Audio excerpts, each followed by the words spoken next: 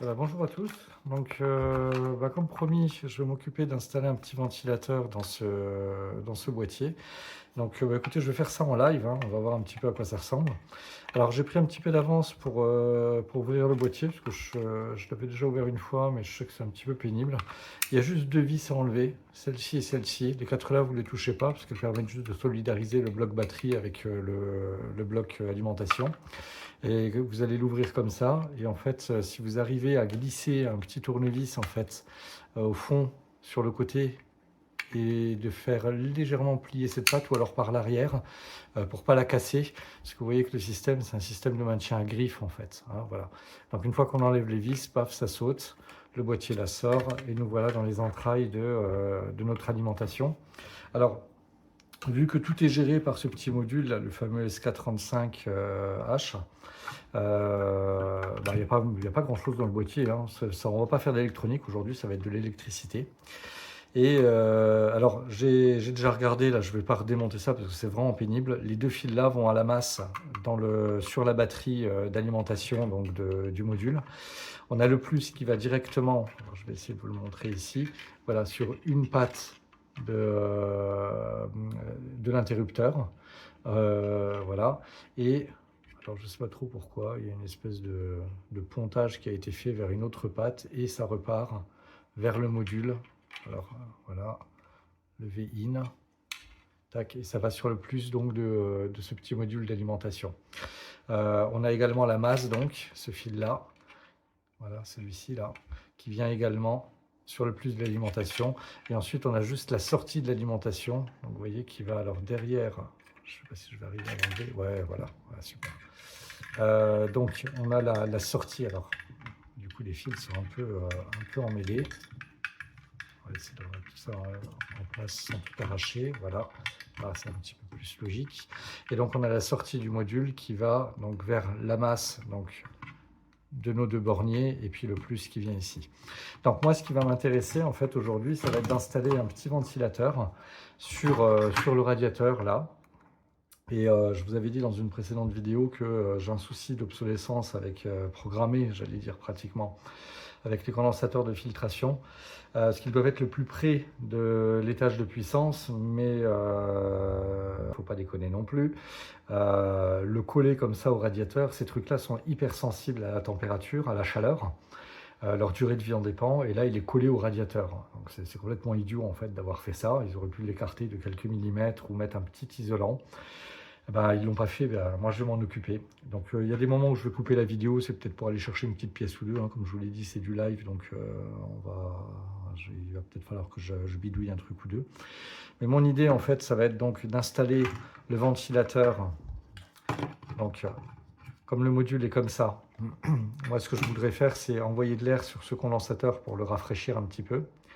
Je vais mettre une petite mousse ici, vraiment pas grand chose, pour juste que ça ne touche pas en fait le radiateur. Et le ventilateur, je vais l'installer en fait pour souffler de ce côté-là. Donc il va brasser ce petit ventilateur, il va souffler par ici. Alors évidemment, ça aurait été mieux de le poser directement comme ça sur le radiateur. Mais bon, si jamais je fais souffler de l'air sur le radiateur comme ça, essayez d'imaginer le boîtier fermé. L'air extérieur, en fait, l'air frais extérieur n'est pas forcé dans le boîtier. Le ventilateur peut prendre l'air du boîtier, le souffler sur le radiateur, simplement le faire circuler dans le boîtier, et ça va être de l'air chaud en fait que le ventilateur va brasser. Donc quand on fait ce type d'installation là, il faut en plus un ventilateur sur le côté du boîtier pour forcer l'air frais à entrer.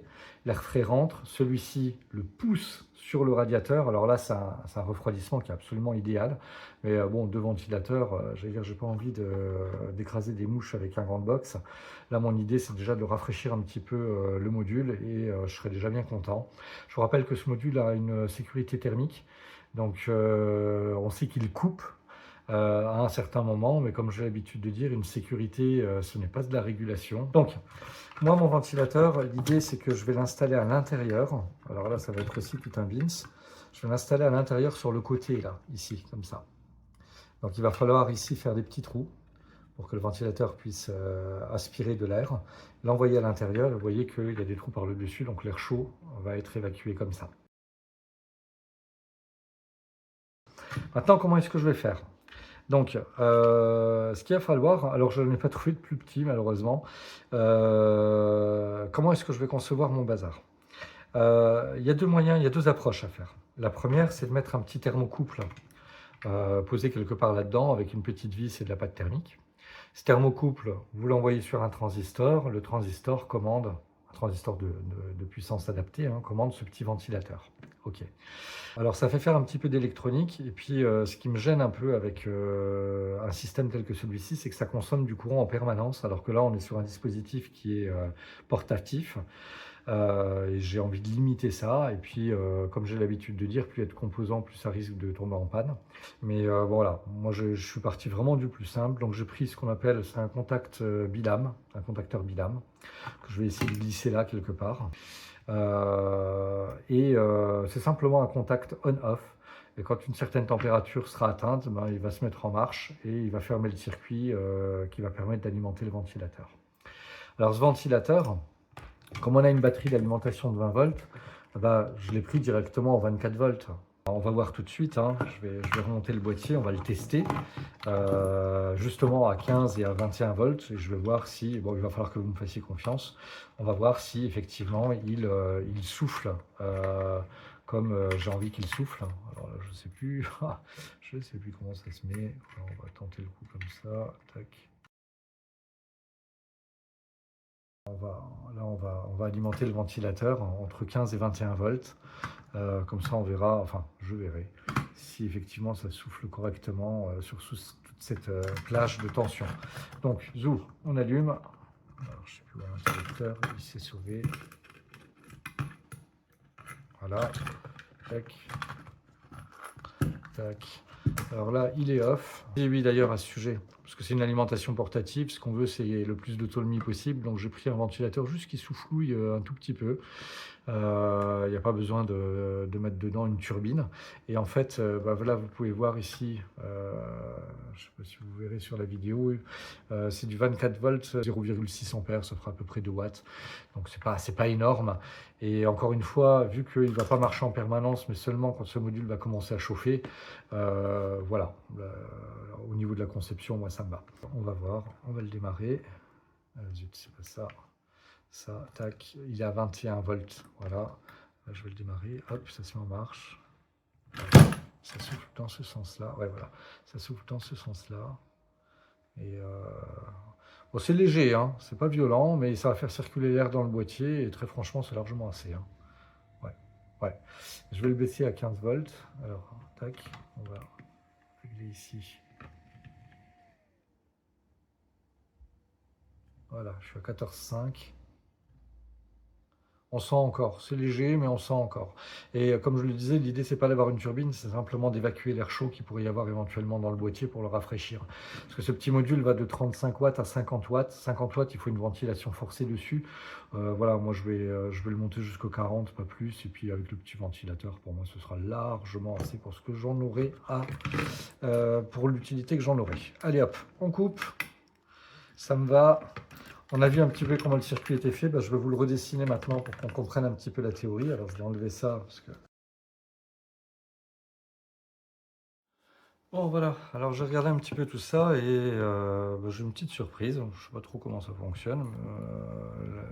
Il y a des gens qui ont travaillé sur ce truc-là, donc je ne vais pas remettre en question leurs compétences. Hein, comme je l'avais dit déjà précédemment, je suis un petit électronicien amateur. J'ai vérifié tout simplement avec un testeur de continuité. Hein. Donc on a bien les deux fils noirs qui sont branchés sur le moins ici. Il y a un fil noir qui va à l'alimentation du module. Le deuxième fil noir vient ici, donc le moins arrive là. Et cette borne-là, elle n'est reliée strictement à rien. On a le moins donc et le plus qui viennent de la batterie qui passe par l'interrupteur. Ils alimentent ce petit bornier, ce petit module là qui est SK35H. Et la sortie de ce module va directement au bornier. Alors, je coupe mon tableau en deux et on va regarder donc. On va avoir la batterie avec le moins et le plus. On avait dit que le moins de la batterie allait au module. Le plus passe par un interrupteur et il va au module. SK35H. SK35H. Et ce module sort directement vers ces petits borniers. Alors moi, ce qui va m'intéresser, c'est cette partie-là, en fait, parce que c'est là qu'on a le 20 volts. Je vais refaire exactement le même, et tac, on va voir la batterie, le plus, le moins. Alors je vais le faire un tout petit peu plus haut, parce que je vais me repiquer à un endroit. Voilà, et là, l'interrupteur, je vais le garder très très bas, comme ça quand je vais couper, tout va être coupé, y compris le petit ventilateur. Là on a le SK35H, donc notre petit module, et on va vers les deux borniers, moins et plus. Voilà. Et moi ce que je vais faire en fait, c'est que ici, je vais mettre ma petite sonde. Donc je vais vous parler de ses caractéristiques et le petit ventilateur. Voilà. Alors ce ventilateur va être dans le boîtier, va souffler sur le radiateur, et ça, ce sera appliqué sur le radiateur. Voilà, vous voyez, c'est vraiment de l'électricité de base. Il faut préciser 2-3 petites choses. Je vous avais dit que le module était monitoré en température à 95-100 degrés, quelque chose comme ça, d'après les données que j'ai pu trouver. Donc ça veut dire qu'il coupe quand on arrive à cette température-là. Donc moi, ce que j'ai fait, c'est que j'ai essayé de trouver, alors malheureusement, je n'ai pas trouvé plus petit, j'ai trouvé ces petits bilames. Alors forcément, un bilame, c'est plus gros que une sonde du type CTN ou un thermocouple. Mais comme je vous l'ai dit, j'ai l'avantage de ne pas avoir d'électronique. Et il va falloir leur donner des spécifications, en fait. La première, c'est comment on veut qu'il fonctionne. Nous, ce qui nous intéresse, c'est que ce ventilateur ne fonctionne pas tout le temps, mais qu'il fonctionne seulement quand il fait chaud. Donc ce petit bilame-là, quand vous allez en acheter, il y a 2 caractéristiques. Vous pourrez voir dessus NO ou NC ou NF. Alors NO, c'est pour normalement ouvert ou normally opened. C'est-à-dire que quand il est au repos, l'interrupteur est ouvert. Il n'y a pas de courant qui peut passer en fait. D'accord? Et quand il atteint sa température de seuil, le bilame se ferme et à ce moment-là, le circuit étant fermé, l'électricité peut passer. Donc j'ai pris un normalement ouvert. Donc à froid, le courant ne passe pas. Deuxième chose, quelle température? Je vous avais dit que la régulation à 95 degrés, elle coupe. Alors ces petits modules, vous en avez de toutes les températures possibles et imaginables, hein, ça va de 40 à plus de 200 degrés. Donc là, ça a été un peu pifométrique, mais il fallait choisir une valeur. J'hésitais entre 50 et 60 degrés. Parce que je me disais, voilà, quand on atteint ça, il serait peut-être temps de commencer à refroidir un peu les composants. Et j'ai pris 50 degrés au final. Pourquoi? C'est à cause de sa taille. Il est énorme par rapport au radiateur.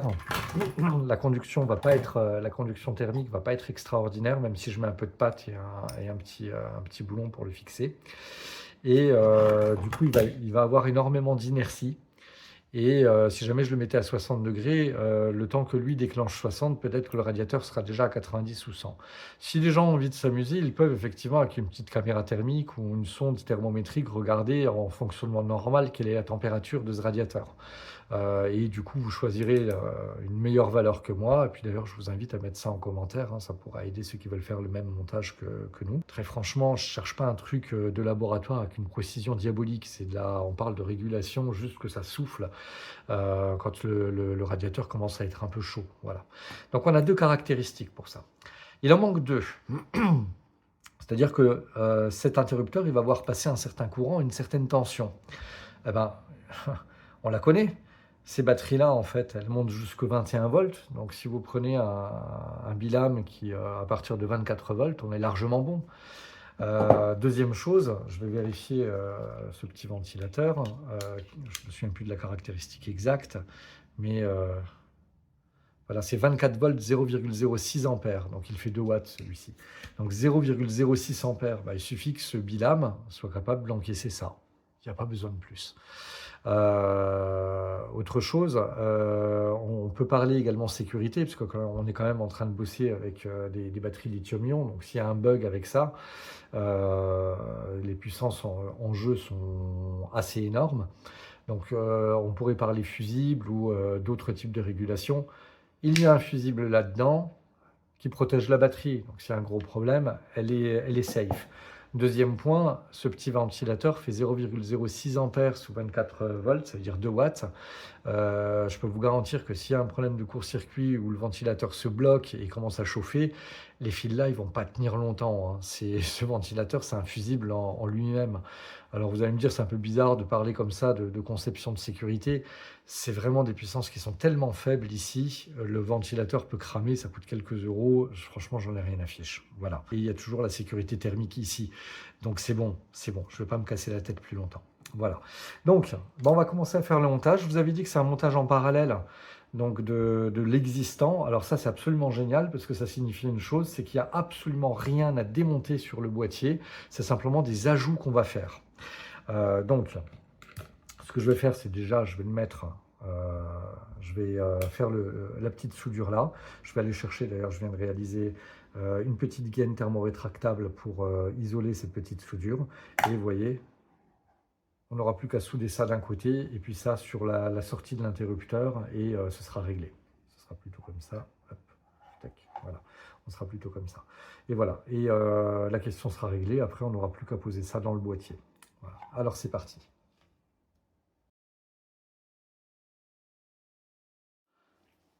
Voilà. Voilà. J'ai mon fer à souder qui est en train de chauffer. Voilà. Bah, écoutez, je pense qu'on est bon. Tac et tac. Je vais mettre la petite gaine. On va la chauffer.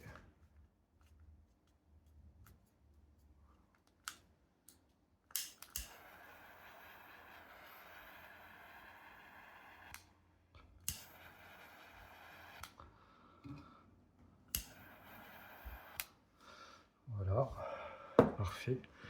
Ben voilà, écoutez, ça a l'air bon. On peut virer ça, le fer à souder, on n'en a plus besoin. Hop, on va le mettre de côté. Et maintenant, je vais m'occuper de ce montage. Alors vous allez me dire qu'il manque les petits trous là ici. Je vais vous montrer tout à l'heure comment je vais les faire. J'aurais dû les faire avant en fait, ça aurait évité qu'il y ait de la poussière qui se balade là-dedans, mais bon, c'est pas gravissime.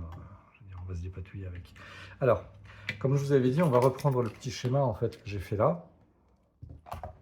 Ce qui va nous intéresser, c'est de brancher le ventilateur quelque part en parallèle sur le circuit là.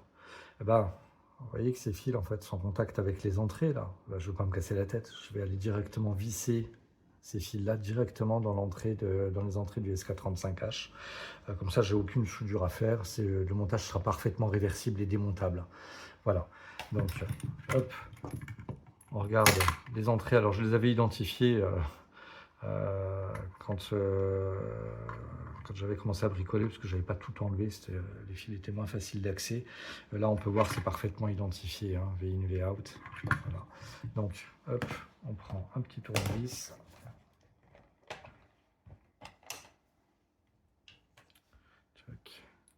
Voilà. Je vais dévisser ça. On va glisser. Donc, le moins du ventilateur, voilà. Le petit fil noir qui vient ici, donc là, ici, on a le moins, donc c'est là que je vais le brancher.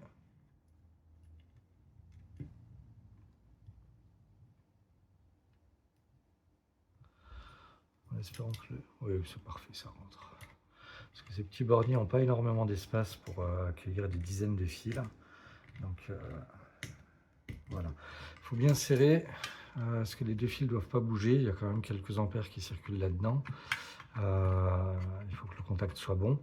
Et ce petit fil-là, ben, écoutez, je vais le glisser là-dedans. Voilà. Allez, on visse bien. Voilà, c'est parfait. Bon ben voilà, ben, écoutez, le montage est fait. Alors je ne peux pas tester ça, à la rigueur il aurait fallu un verre d'eau chaude pour le mettre dedans et puis voir si le ventilateur va bien tourner. Bon, le montage est tellement simple que je ne pense pas qu'on ait de grosses surprises, et puis au pire c'est très facile à démonter et c'est totalement réversible. Donc pour moi le boîtier est prêt. Alors maintenant la question c'est comment faire pour faire les petits trous là sur le côté. Donc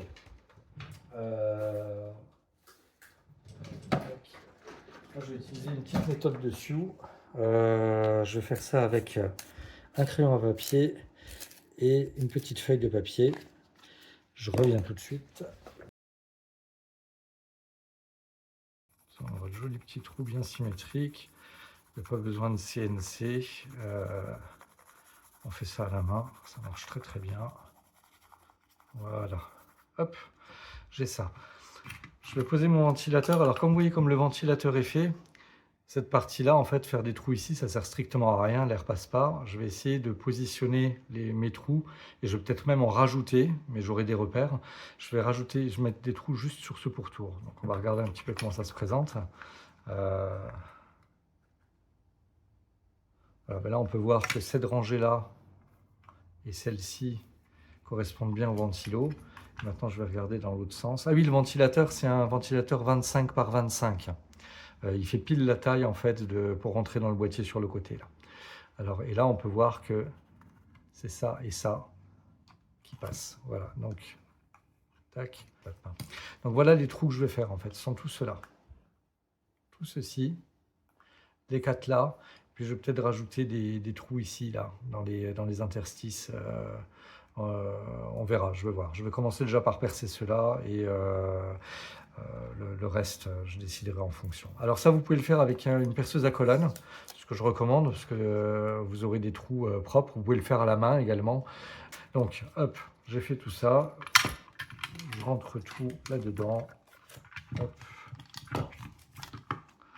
Voilà.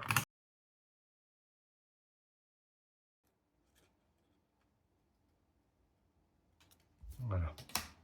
Donc, je reprends mes petits bouts de scotch. Je dois faire plus petit cette fois, forcément. Check.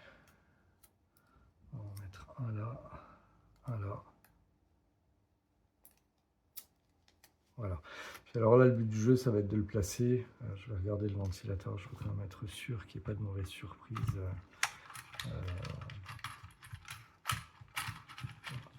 Pour les perçages, parce que là, j'ai le droit qu'à une seule chance. Hein.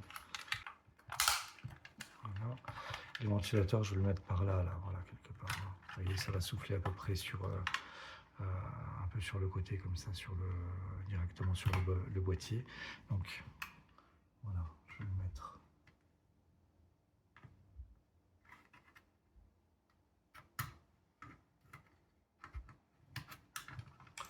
Voilà, le papier doit être par là.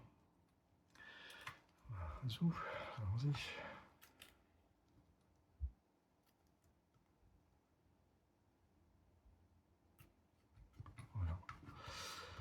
C'est parfait. Donc moi je vais y aller à la perceuse à colonne, parce que j'ai la chance d'en avoir une. Vous pouvez faire ça à la Dremel aussi. Voilà. Voilà, très bien. Allez, je vais faire les trous et puis on se voit tout à l'heure. Allez, une petite aparté, là je viens de réaliser. Alors deux choses. Le ventilateur, il a un sens. Hein. Donc on a vu que ça soufflait de ce côté-là, vers là. Donc c'est comme ça qu'il va falloir le positionner à l'intérieur. Et le deuxième point, c'est que pour le positionner, il va falloir mettre des vis. Et vous voyez, je n'ai pas pensé en fait à faire les petits trous bien comme il faut. Donc pour faire ça, en fait, il existe des petits marqueurs très très fins. Là, je vais aller les chercher dans le garage, qui ont des pointes très très fines pour passer dans ces trous. Et vous pourrez donc marquer l'endroit où vous allez faire les trous pour les vis. Je vous invite à le faire avant de percer tout ça. Parce que si jamais vous avez un trou pour cette vis qui passe à côté d'un trou de ventilation, le résultat sera moche, quoi, en fait. Hein. Donc là, je vais le positionner, je vais regarder très précisément en fait comment seront ces trous et je vais essayer de passer quelque part à côté là. Donc voilà, en bilan, pré-perçage à la Dremel ici. Je vous recommanderais plutôt de faire un pré-perçage à la Dremel sur l'ensemble des trous que vous souhaitez faire et de terminer ensuite au forêt bois 5 mm. Moi, ce que j'ai fini par faire pour tous les trous, c'est à faire tourner le forêt vraiment très vite et à le faire descendre très très très lentement, de sorte qu'il gratouille lentement sans déformer le plastique et sans que du coup ça fasse un trou trop ovoïde. Voilà. Alors, maintenant qu'on a fait ça, eh bien, écoutez, je pense qu'on est prêt pour l'avant-dernière étape, avant de fixer ça. C'est de voir où positionner, alors je vais l'ouvrir, où positionner ce fichu bilame. Et en fait, c'est une vraie tannée, parce que la pièce est vraiment très grosse. Vous voyez, j'aurais dû prendre plus de précautions quand je l'ai commandé. Si jamais je le mets ici, vous voyez, si on veut vraiment que la vis morde sur le radiateur et que ça touche le radiateur, j'ai un souci en fait, c'est que le bornier là, la vis va carrément passer en travers. Donc c'est pas possible.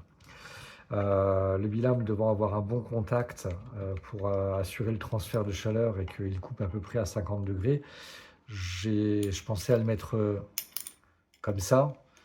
Le contact, en fait, là, il est moins bon parce qu'on n'est que sur la tranche des lames du radiateur. Et puis en plus, je veux brasser de l'air. Donc c'est un peu contre-productif d'empêcher l'air de passer. Donc il reste une dernière position qui est celle-ci, qui est de le mettre comme ça. Je pense que c'est celle que je vais retenir. C'est pas parfait. Je pense que je vais avoir quelques difficultés à rentrer ça dans le boîtier. Ce que je veux dire, c'est que je pourrai plus le déclipser comme je veux, parce que là, j'aurai un rebord qui va m'empêcher en fait de faire passer le plastique. Il faudra que je dévisse pour sortir le module. Mais bon, c'est pas gravissime. Alors, j'ai décidé de le placer là, sur le haut. Donc là, je vais faire une petite marque, hop, puis je vais retourner à ma perceuse à colonne pour faire un petit trou. Alors je pense que je vais faire un trou de 3 mm. Pourquoi? Parce que j'ai des vis en fait qui font 3,5 4, j'ai du M3,5 et M4. Donc le tarot va pouvoir se faire parce que c'est un radiateur aluminium. Alors encore une chose, parce que là je viens de réaliser, quand je vais percer, je vais faire des petits copeaux. Et l'électronique est à nu là. Il y a pas mal de puissance qui passe là-dedans, donc il ne s'agit pas de faire un faux contact quelque part qui fout en l'air le module. Donc j'ai mis en fait un bout de scotch qui va retenir tous les copeaux, enfin j'espère, là-dedans, parce que je vais traverser ces deux lames là, pour avoir assez de place, comme ça, quelle que soit la longueur de la vis, je suis sûr que ça rentre. Voilà, alors voilà pour la fin. Donc voilà, j'ai fait le trou. Alors là, ce que j'aurais envie de vous dire, ça a bien marché hein, l'histoire du scotch. Hein. Tous les copeaux ont bien collé dessus, et ça en a fait vraiment un paquet. J'ai été bien avisé là, de mettre un petit bout.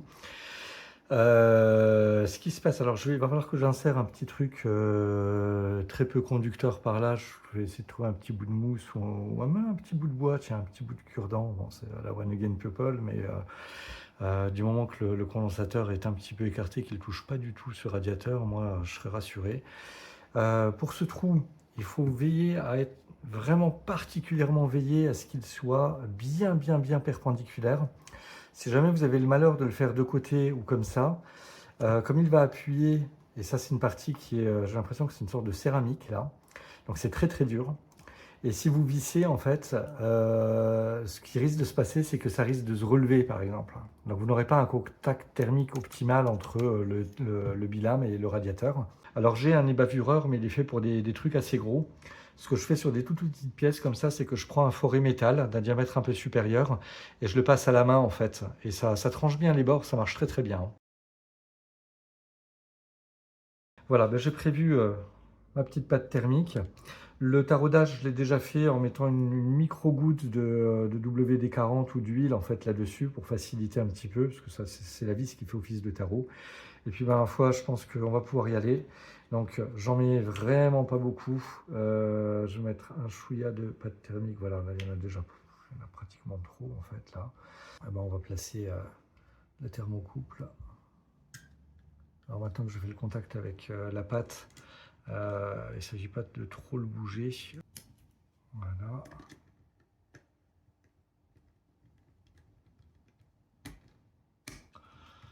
Alors je peux pas serrer trop fort non plus parce que la céramique, j'ai pas envie de l'éclater. Et puis l'aluminium, le pas de vis de l'aluminium, c'est fragile. Alors ce qu'on va pouvoir faire, alors rappelez-vous, le ventilateur souffle dans ce sens, donc c'est comme ça que je vais le monter. Ce que je vais faire, c'est que je vais déjà placer deux vis ici. J'ai prévu des petites vis comme ça que j'ai récupérées de différents trucs que j'ai tenté de réparer ou que j'ai cassé moi-même. Hein, voilà, la durée vie du bricolo. Je vais faire passer le fil par le bas. Ça va me donner un petit peu de marge pour l'ouverture du boîtier.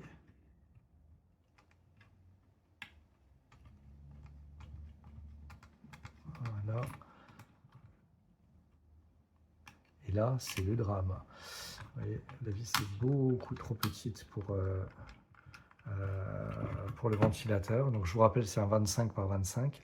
Alors ce que je vais faire, parce que j'ai pas envie de faire plus gros ici, ce que je vais faire, c'est que je vais aller chercher mon pistolet à colle et je vais remplir cette colle. Et je vais attendre que ça refroidisse. Et ces petites vis, vous voyez, elles sont en pointe, hein, elles sont faites pour du plastique, donc elles vont parfaitement rentrer dans la colle et ça va faire la jonction. Donc je reviens. Donc zou, on va remettre la petite vis ici, tac.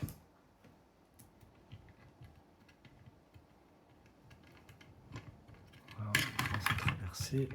Il ne faut pas que je pète les fils quand même, parce qu'ils sont vraiment fins. Alors là, je réalise, j'ai eu un énorme coup de bol en faisant mes trous. J'avais pas fait gaffe à ça. Je vais vous montrer tout de suite. Voilà, comme vous pouvez voir, le ventilateur passe juste à côté de l'axe de fixation du boîtier. Mais vraiment, il est contre là. Je pense que si je l'avais fait, j'avais fait mes trous 1 ou 2 mm sur le côté, j'aurais eu de gros soucis. Donc voilà, écoutez, gros coup de bol. Allez, je positionne ça.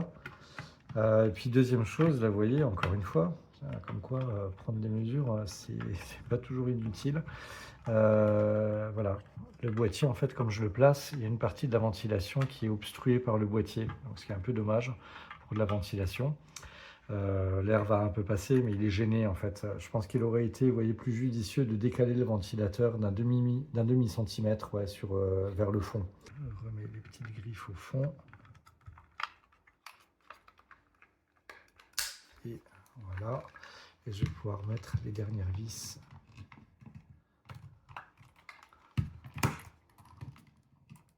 Ah, alors là, il y a quelque chose qui gêne. Ah ah. Autre surprise. Vous voyez, le boîtier, j'ai du mal à le fermer avec le module relevé. Pourquoi? Parce que j'ai, là on doit pouvoir le voir, la vis qui vient gêner très exactement à cet endroit-là. Là. Donc là, il va falloir que je rabiote un petit peu. Donc je vais réouvrir tout ça. Je vais faire une marque au marqueur sur la vis pour qu'elle se transfère à l'endroit où là, je sais que c'est par là, hein, quelque part. Voilà. Donc je vais gratter un petit peu pour faire de la place pour la vis. Alors, tac, un petit coup de marqueur.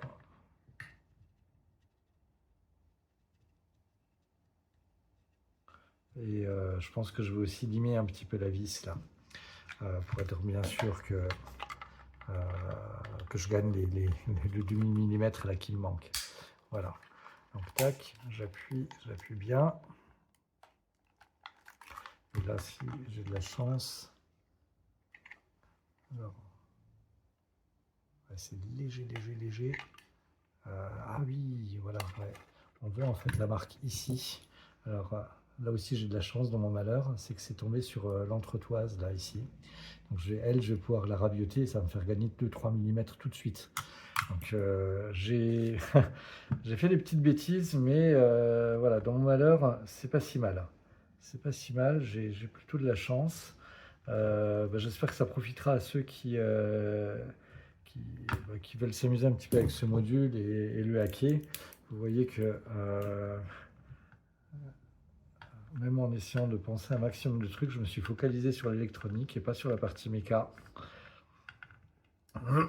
Et elle a son importance elle aussi, comme vous pouvez le constater. J'ai vraiment eu de la chance là. Parce que là, ce boîtier, il n'était pas récupérable. Je vais aller chercher un petit scalpel, je reviens.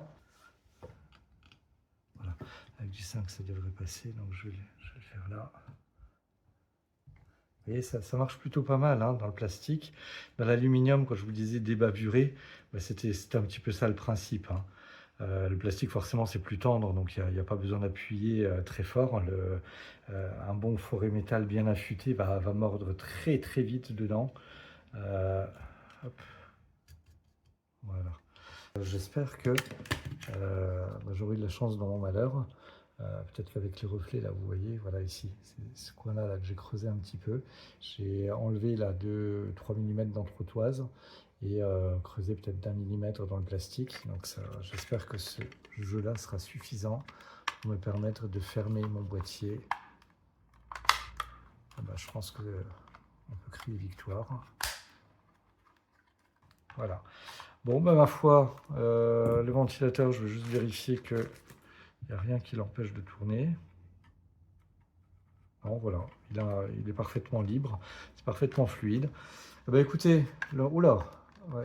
Ah ben oui, forcément. J'ai oublié de remettre les vis d'origine, là. Tac.